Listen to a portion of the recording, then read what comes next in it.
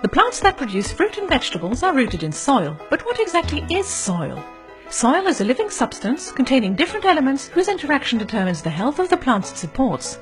Soil contains minerals such as sand, silt and clay.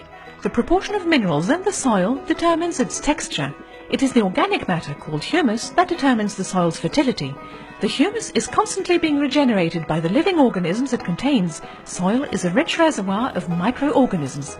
The microorganisms facilitate the absorption of carbon in the soil, reducing the polluting effects which contribute to climate change. And by merging with roots, bacteria and fungi, these earthy heroes, protect the plant from disease and provide it with water and all the nutrients it needs. 1 gram of plant-covered soil contains around 1 billion bacteria from between 5,000 and 25,000 species. The other star of the soil is the earthworm, of which there are some 25,000 per hectare. In 1 year, several hundred tons of earth pass through the digestive tract of just a single one of these tireless workers.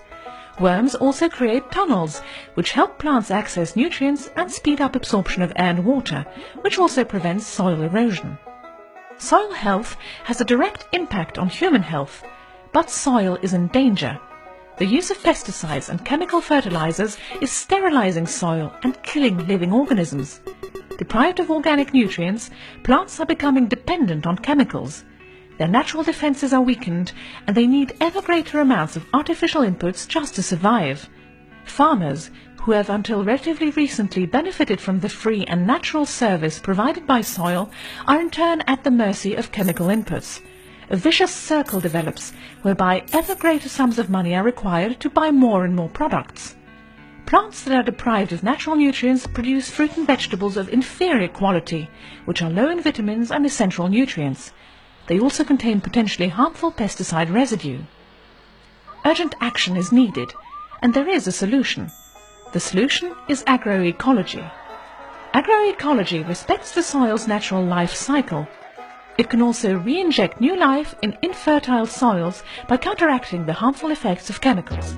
How? By feeding the soil with compost, fertilizing it with green manure, practicing crop rotation, and by not harming its underground organisms by digging or ploughing it up. Agroecology allows us to practice a form of agriculture which respects soil life, whilst providing enough healthy, varied and tasty food for everyone. It is crucial for us to remember that living and healthy soil is good for our health, good for farmers, good for the environment and the climate, and good for the earth.